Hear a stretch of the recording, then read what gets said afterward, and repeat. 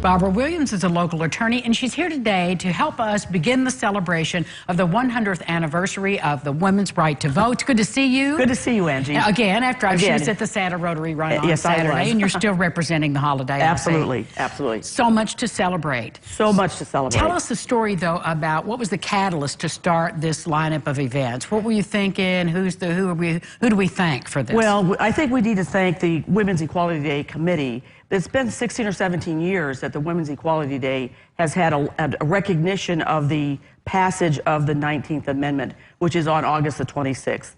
And we've been preparing for the 100th anniversary for the last 3 or 4 years, but very, very seriously in the last year. And August 26, 2020 will be the 100th anniversary of the 19th Amendment being passed, which is giving women the vote. And in January 18th or 19th, will be the 100th anniversary of when Indiana passed the 19th Amendment.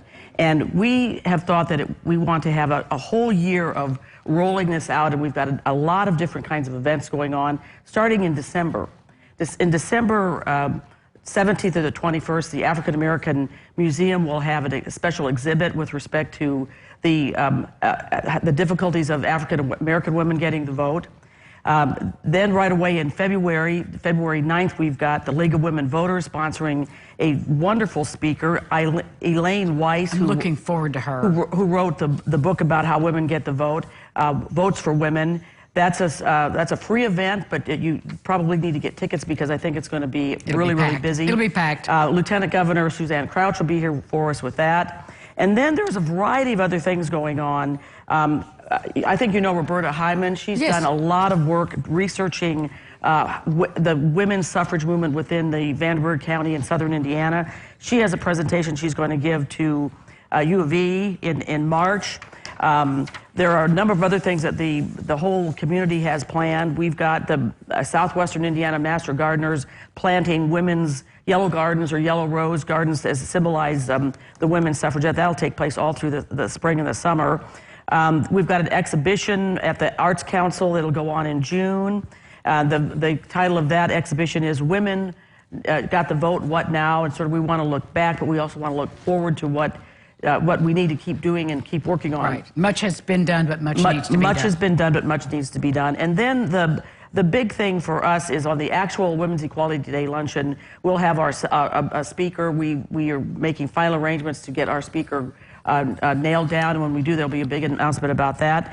And then there'll be a Human Rights Commission is going to have a celebration at the mayor's celebration of diversity dinners in the fall. And throughout all of 2020, WNIN and Stepping Up are going to present a video project, which is a look at local women.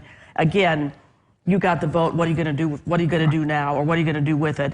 And that will be a series of 1-minute short biography clips of 12 important women in our community that'll be broadcast all through the year. So we're really getting excited, Angie. Well, you should be, because this is exciting. Now, how can my audience get a list of what we're going through here in case they want to follow it on computer, online?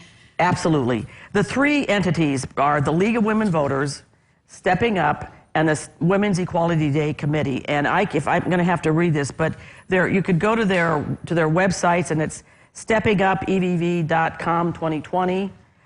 League of Women Voters, that's a complicated one, but I think you can find that. You can find that and you can Google that. And then the other one is it's the 100th anniversary 19th Amendment Evansville Vanderburgh County calendar. And then there's all kinds of things going on in Indianapolis and in Washington, D.C. So it's Barbara, thank you so much. Okay. Thank you for sharing the exciting news. We'll see you soon throughout the years we talk about this. Thank you very much. And when we come back, more people dressed in red. It's time for fundraising fun from the Another Chance for Animals folks. It's LaVon and Troy.